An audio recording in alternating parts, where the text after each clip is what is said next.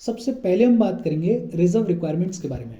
और ये हमने पिछले वाले सेशन में देखा था कि ये जो रिजर्व रिक्वायरमेंट्स हैं इनको सेंट्रल बैंक, इनको आरबीआई यूज़ करता है मनी सप्लाई को रेगुलेट करने के लिए, मनी सप्लाई को कम या ज़्यादा करने के लिए।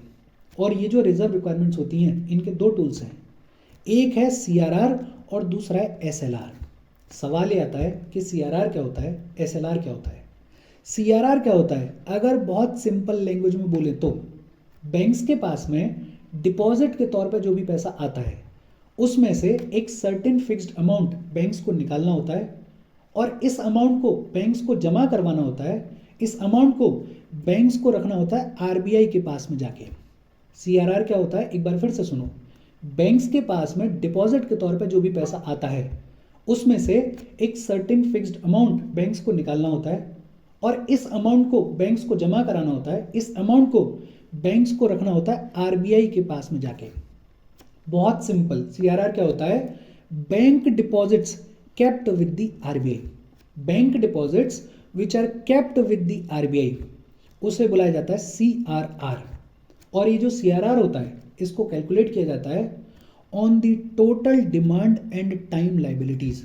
बैंक की जितनी भी total demand and time liabilities होती हैं उस पर कैलकुलेट किया जाता है सीआरआर को। और ये हम क्या कहने की कोशिश कर रहे हैं ये आपको समझ में आना चाहिए, बिकॉज इससे पिछले वाले सेशन में ही हमने बात की थी कि बैंक की लाइबिलिटीज क्या होती हैं। अगर एक बार फिर से रिवाइज करें और सिंपल तौर पर बात करें तो बैंक की लाइबिलिटीज क्या होती हैं, बैंक के पास में डिपॉजिट के तौर पर जो भी पैसा आता है वो फॉर्म करता है बैंक की लाइबिलिटीज को। और सीआरआर के तहत हम क्या कहने की कोशिश कर रहे हैं कि बैंक्स के पास में डिपॉजिट के तौर पर जो भी पैसा आता है, मतलब बैंक की जो भी लाइबिलिटीज हैं उसमें से एक सर्टेन फिक्स्ड अमाउंट बैंक्स को निकालना होता है और इस अमाउंट को बैंक्स को जमा करवाना होता है। इस अमाउंट को बैंक्स को रखना होता है आरबीआई के पास में जाके। बहुत सिंपल। सीआरआर क्या होता है, the bank deposits kept with the RBI. और ये जो सीआरआर है इसको कैलकुलेट किया जाता है on the total demand and time liabilities. और ये लीगल ऑब्लिगेशन होती है बैंक्स के ऊपर। बैंक्स को सीआरआर के तौर पे आरबीआई के पास में पैसा जमा करवाना ही होता है और आरबीआई इस पैसे के ऊपर कोई भी इंटरेस्ट नहीं देता है। मतलब इस पैसे के ऊपर बैंक्स को कोई भी प्रॉफिट नहीं होता है, कोई भी फायदा नहीं होता है। और ये जो सीआरआर है इसकी बात कहाँ की गई है, इसकी बात की गई है आरबीआई एक्ट ऑफ 1934 में। कहाँ पे बात की गई है, आरबीआई एक्ट 1934 में बात की गई है सीआरआर के बारे में। और मजे की बात क्या है कि लीगली सीआरआर के लिए कोई भी रेंज प्रिस्क्राइब नहीं की गई है, कोई भी लिमिट नहीं बताई गई है। मतलब पूरे तरीके से आरबीआई के ऊपर छोड़ दिया गया है। आरबीआई जितना चाहे उतना सीआरआर फिक्स कर सकता है, कोई दिक्कत वाली बात नहीं है, बिकॉज लीगली कोई भी रेंज नहीं बताई गई है सीआरआर के लिए। आज की डेट में प्रेजेंटली सीआरआर कितना है, 4% है सीआरआर। सीआरआर 4% है, इसका मतलब क्या है, मान लेते हैं कि किसी बैंक के पास में 100 रुपए आए डिपॉजिट के तौर पे। कितने रुपए आए, 100 रुपए आए डिपॉजिट के तौर पे। सीआरआर कितना है, सीआरआर है 4%। मतलब इस 100 रुपए में से 4% मतलब 4 रुपए बैंक को निकालने होंगे और जमा कराने पड़ेंगे आरबीआई में जाके। ये जो 4 रुपए हैं ये क्या है, ये है सीआरआर। एक और प्रोविजन है कि अगर कोई बैंक किसी भी रीजन की वजह से सीआरआर को मेंटेन करने में फेल हो जाए, सीआरआर को मेंटेन करने में फेल हो जाए तो पेनल्टी लगती है। और पेनल्टी कैसे लगती है, जितना भी शॉर्टफॉल अमाउंट होता है, जितना भी शॉर्टफॉल अमाउंट होता है उस शॉर्टफॉल अमाउंट पर पेनल्टी लगती है। और कितनी लगती है, जितनी भी बैंक रेट होती है उस बैंक रेट में 3% और ऐड कर दो, उतना पीनल इंटरेस्ट लगता है। और ये हम क्या कहने की कोशिश कर रहे हैं, इसको भी एक एग्जांपल से समझ लेते हैं। मान लेते हैं कि किसी बैंक को 40 रुपए जमा कराने थे आरबीआई को सीआरआर के तौर पे, लेकिन किसी भी रीजन की वजह से वो बैंक सिर्फ 30 रुपए जमा करवा पाया। तो ये जो 10 रुपए का शॉर्टफॉल अमाउंट है, इस 10 रुपए के शॉर्टफॉल के ऊपर पेनल्टी लगेगी। और पेनल्टी कितनी लगेगी, जितना भी बैंक रेट है उसमें 3% और ऐड कर दो, इतना लगता है पीनल इंटरेस्ट। बहुत सिंपल सी बातचीत है और ये आपके दिमाग में सेट होनी चाहिए। सीआरआर क्या है, एक बार फिर से सुन लो। CRR क्या है? The bank deposits kept with the RBI। और ये जो CRR के तौर पे RBI के पास में पैसा रखा जाता है, RBI इस पे कोई भी इंटरेस्ट नहीं देता है, मतलब बैंक्स को इस पैसे पे कोई भी प्रॉफिट नहीं होता है। CRR की बात कहाँ की गई है? RBI एक्ट ऑफ 1934 में बात की गई है। लीगली CRR की कोई रेंज प्रिस्क्राइब नहीं की गई है, CRR की कोई लिमिट प्रिस्क्राइब नहीं की गई है, पूरे तरीके से RBI के ऊपर छोड़ दिया गया है। RBI जितना चाहे उतना CRR फिक्स कर सकता है। ये जो CRR है इसको कैलकुलेट किया जाता है on the total demand and time liabilities. और अगर कोई बैंक CRR को मेंटेन करने में फेल हो जाए तो जितना भी शॉर्टफॉल अमाउंट होता है उस पर पेनल्टी लगती है। और पेनल्टी कितनी लगती है? बैंक रेट प्लस 3%, वो होता है पीनल इंटरेस्ट। अब सवाल आता है कि SLR क्या होता है? और SLR भी बड़ा सिंपल है। बैंक के पास में डिपॉजिट के तौर पे जो भी पैसा आता है उसमें से एक सर्टेन फिक्स्ड अमाउंट बैंक्स को निकालना होता है और उस अमाउंट को बैंक्स को रखना होता है अपने पास में। अपने पास में रखना होता है, इसका मतलब क्या है कि बैंक्स इस पैसे को आगे लोन के तौर पे नहीं दे सकते हैं। देखो डिफरेंस है। CRR के केस में हम क्या कह रहे हैं कि बैंक्स के पास में डिपॉजिट के तौर पर जो भी पैसा आता है उसमें से एक सर्टेन फिक्स्ड अमाउंट बैंक्स को निकालना होता है और उसको जमा करवाना होता है, उसको रखना होता है RBI के पास में जाके। लेकिन SLR के केस में हम क्या कह रहे हैं कि बैंक्स के पास में डिपॉजिट के तौर पर जो भी पैसा आता है उसमें से एक सर्टेन फिक्स्ड अमाउंट बैंक्स को निकालना होता है और रखना होता है अपने पास में। अपने पास में रखना होता है, इसका मतलब क्या है कि बैंक्स इस पैसे को लोन के तौर पर नहीं दे सकते हैं। और ये जो SLR के तौर पे बैंक्स को पैसा रखना होता है इसको बैंक्स कैश के फॉर्म में भी रख सकते हैं, गोल्ड के फॉर्म में भी रख सकते हैं, इससे सिक्योरिटीज़ को भी खरीद सकते हैं जिनको SLR सिक्योरिटीज़ बुलाया जाता है। जैसे गवर्नमेंट ऑफ इंडिया को कोई बॉन्ड खरीद लें, कोई ट्रेजरी बिल, कोई गवर्नमेंट सिक्योरिटी खरीद लें, कोई स्टेट डेवलपमेंट लोन का जो बॉन्ड है उसको खरीद लें, या कोई भी अदर इंस्ट्रूमेंट जो कि RBI ने प्रिस्क्राइब किया है उसको भी खरीद सकते हैं। मतलब इस पे कुछ प्रॉफिट हो सकता है बैंक को। फॉर एग्जाम्पल बैंक ने ये जो SLR वाला पैसा है इससे गोल्ड खरीद लिया और अगर कल को गोल्ड के दाम बढ़ गए तो कुछ प्रॉफिट हो जाएगा, फायदा हो जाएगा। फॉर एग्जाम्पल बैंक ने इस SLR वाले पैसे से गवर्नमेंट की कोई सिक्योरिटी खरीद ली, जब वो गवर्नमेंट की सिक्योरिटी मैच्योरिटी पे जाएगी तो कुछ प्रॉफिट के तौर पे पैसा मिल जाएगा। मतलब CRR वाला जो पैसा है उस पर बैंक को कोई भी प्रॉफिट नहीं होता है, अभी हमने देखा। लेकिन ये जो SLR वाला पैसा है इस पर बैंक को थोड़ा बहुत प्रॉफिट हो सकता है। अच्छा, ये जो SLR है इसको कैलकुलेट किया जाता है on the net demand and time liabilities. Bank की net demand and time liabilities के ऊपर SLR को कैलकुलेट किया जाता है। और total demand and time liabilities और net demand and time liabilities क्या होती हैं, इस सब के बारे में हमने बातचीत की थी, हमने पढ़ा था इससे पिछले सेशन में, होपफुली आपको पता होगा। ये जो SLR है इसकी बात कहाँ की गई है? इसकी बात की गई है बैंक रेगुलेशन एक्ट ऑफ 1949 में। कहाँ पे बात की गई है? बैंक रेगुलेशन एक्ट ऑफ 1949 में बात की गई है। ये जो CRR है इसकी बात कहाँ की गई है? RBI एक्ट ऑफ 1934 में। और ये जो SLR है इसकी बात कहाँ की गई है? बैंक रेगुलेशन एक्ट ऑफ 1949 में। SLR के लिए लीगली एक लिमिट फिक्स की गई है। ये जो SLR है ये 40% से ज़्यादा नहीं हो सकता है। मतलब SLR की लिमिट फिक्स है। SLR जो है वो 0% से लेके 40% के बीच में हो सकता है। CRR के लिए कोई भी लिमिट फिक्स नहीं की गई है, पूरे तरीके से RBI के ऊपर छोड़ दिया गया है। लेकिन SLR के लिए लिमिट फिक्स की गई है। SLR जो है वो 40% से ज़्यादा नहीं हो सकता है। और फाइनली एक प्रोविजन और है, और ये सेम प्रोविजन है कि अगर कोई बैंक SLR को मेंटेन करने में फेल हो जाता है तो जितना भी शॉर्टफॉल अमाउंट होगा उस पे पीनल इंटरेस्ट लगेगा। और पीनल इंटरेस्ट कितना लगेगा? जितना भी बैंक रेट होगा उस बैंक रेट में 3% और ऐड कर दो। आज की डेट में SLR कितना है? आज की डेट में SLR है 18%। कितना है? 18% है SLR। SLR 18% है, इसका मतलब क्या है? मान लेते हैं यही 100 रुपये बैंक के पास में आए डिपॉजिट के तौर पे, इसमें से 4% CRR के निकालने थे, मतलब 4 रुपये CRR वाले निकालने थे और जमा करवाने थे RBI के पास में जाके। और 18% SLR वाले निकालने हैं, मतलब 18 रुपए निकालने SLR के तौर पे और रखने अपने पास में। ये जो अपने पास में 18 रुपए निकाल के रखे जाएंगे, इनको बैंक आगे लोन पे नहीं दे सकता है, और बैंक इनको भले कैश के फॉर्म में रख ले, भले गोल्ड के फॉर्म में रख ले, भले ही इससे SLR सिक्योरिटीज खरीद ले, कोई दिक्कत वाली बात नहीं है।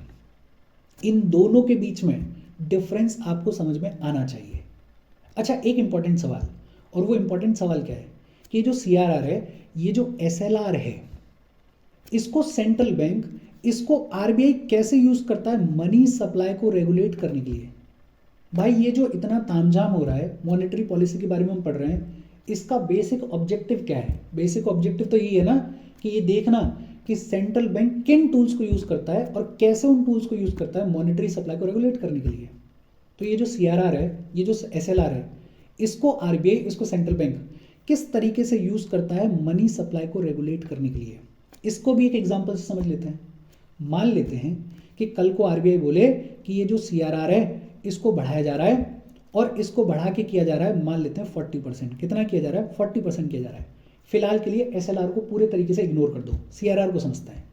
मान लेते हैं कि RBI बोलता है कि ये जो CRR है इसको बढ़ाया जा रहा है, और इसको 4% से बढ़ा के कितना किया जा रहा है? 40% किया जा रहा है। अब इसका इंपैक्ट क्या पड़ेगा? देखो, मान लेते हैं कोई बैंक है, उसके पास में 100 रुपए आए डिपॉजिट के तौर पे। पहले जब CRR 4% था, तो बैंक को इस 100 रुपए में से 4 रुपए निकालने थे और डिपॉजिट करवाने थे RBI के पास में जाके। बैंक के पास में कितने रुपए बचे? 96 रुपीज बचे बैंक के पास में। एक बार के लिए SLR को बिल्कुल इग्नोर कर दो। बैंक के पास में कितने रुपए बचे? 96 रुपए बचे बैंक के पास में, जिनको बैंक आगे लोन पे दे सकता है, कोई दिक्कत वाली बात नहीं है। लेकिन अब RBI ने क्या बोल दिया कि ये जो CRR है इसको बढ़ाया जा रहा है, और इसको कितना कर दिया? 40% कर दिया। मतलब अब इस 100 रुपए में से 40 रुपए बैंक को निकालने पड़ेंगे और जमा करवाने पड़ेंगे RBI के पास में जाके। बैंक के पास में कितने बचेंगे? बैंक के पास में बचेंगे सिर्फ 60 रुपए। और अगर बैंक के पास में सिर्फ 60 रुपए बचे हैं, तो पहले के कंपैरिजन में जब 96 रुपीज बच रहे थे, अब बैंक जो है वो कम लोन देगा या ज्यादा लोन देगा? भाई रुपए ही कम बच रहे हैं तो लोन भी कम देगा।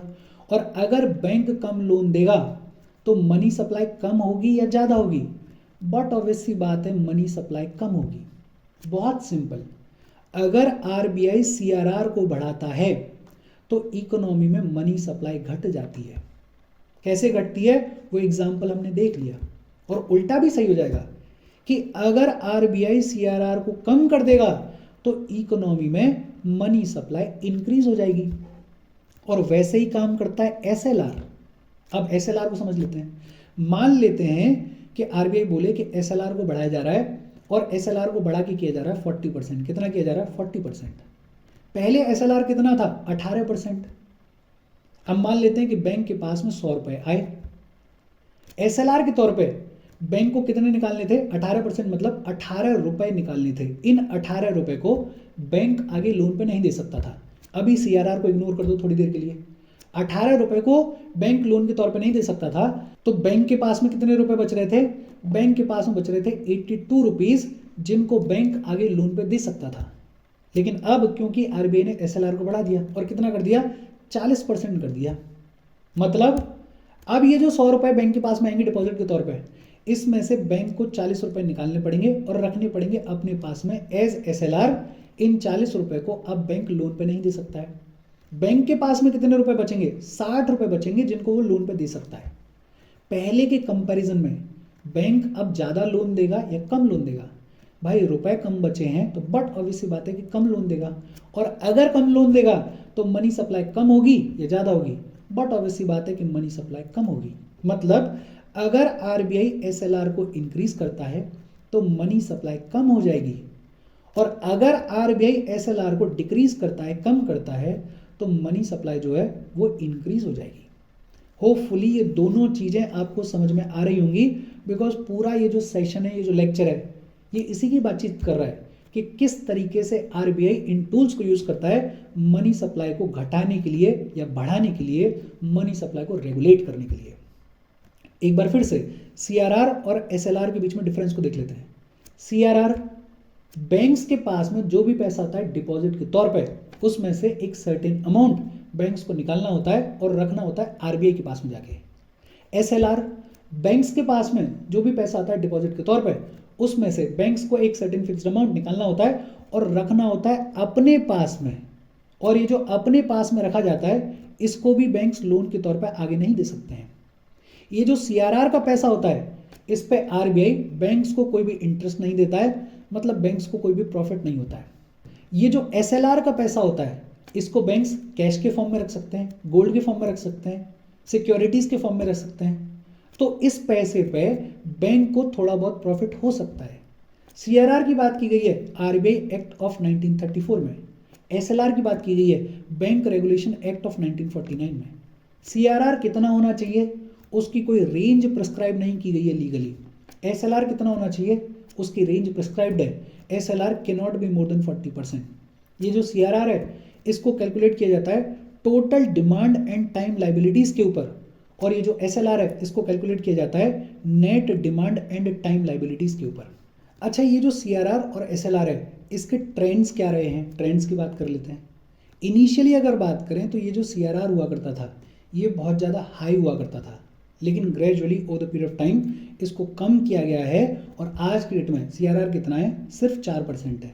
इनफैक्ट रिसेंटली जो मॉनेटरी पॉलिसी कमेटी की मीटिंग हुई थी, उस मीटिंग में ये जो सीआरआर है, इसको 50 बेसिक पॉइंट से कम किया गया। मतलब इसको रिसेंटली 0.50% से कम किया गया। इससे पहले तक ये जो सीआरआर है, ये 4.50% हुआ करता था, लेकिन अब इसको 50 बेसिक पॉइंट से कम किया गया है। तो आज की डेट में सीआरआर कितना है, सिर्फ 4% है।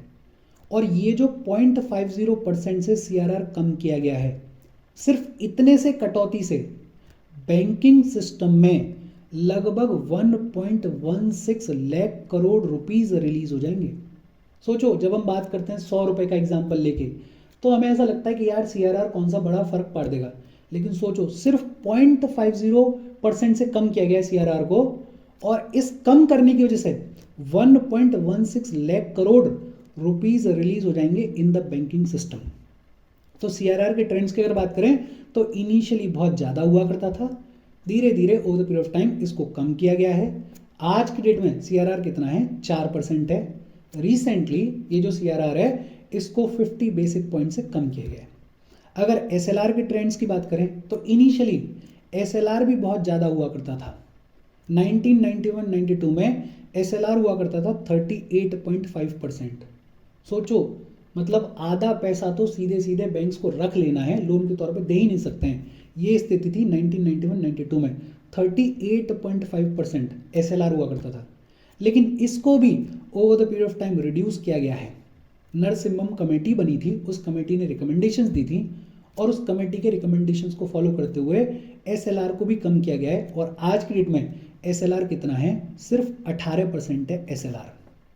होपफुली ये सारी चीज़ें आपको समझ में आ रही होंगी, ईजी हैं और इम्पॉर्टेंट भी हैं। मतलब ये ऐसा टॉपिक है जो कि स्कोरिंग है, जिसमें आपको नंबर बहुत इजीली मिल जाएगा अगर आपको समझ में आ गया तो। कोई भी डाउट हो कमेंट करके पूछ लेना। हम आगे बढ़ें उससे पहले वीडियो पे लाइक के बटन को दबा दो। लाइक दबाना ज़रूरी है, बिकॉज यूट्यूब ऐसे ही फंक्शन करता है। जब आप वीडियो पे लाइक के बटन को दबाते हो तो यूट्यूब वीडियो को कंसिडर करता है और थोड़ा सा पुश कर देता है। तो लाइक का बटन दबा दो, शेयर कर दो अपने सोशल मीडिया हैंडल्स पे, व्हाट्सएप वगैरह पे अपने फ्रेंड्स को, या जो भी लोग इसमें इंटरेस्टेड हैं, इससे रिलेटेड पढ़ाई कर रहे हैं, उनको शेयर कर दो, और चैनल को सब्सक्राइब कर लो। फिर इसके बाद एक छोटा सा टॉपिक और है, इंक्रीमेंटल सीआरआर। ये इंक्रीमेंटल सीआरआर क्या होता है? देखो, इसको आरबीआई लेकर आया 2016 में। इंक्रीमेंटल सीआरआर नाम के कॉन्सेप्ट को आरबीआई लेकर आया 2016 में। डीमोनेटाइजेशन के बाद सिचुएशन क्या थी कि हमारे इकोनॉमी में एक्सेस लिक्विडिटी थी। वही था ना कि ऐसे लोग जिन्होंने हजार हजार के नोट छुपा के रखे थे, अब डीमोनेटाइजेशन की वजह से उनको वो सारे नोट निकालने पड़े। इसकी वजह से इकोनॉमी में क्या हो गई, एक्सेस लिक्विडिटी हो गई। ये जो मनी सप्लाई में डिस्टर्बेंस आया, इस डिस्टर्बेंस को, इस एक्सेस लिक्विडिटी को मैनेज करने के लिए टेम्परेरी मेजर के तौर पर 2016 में आरबीआई लेकर आया इंक्रीमेंटल सीआरआर।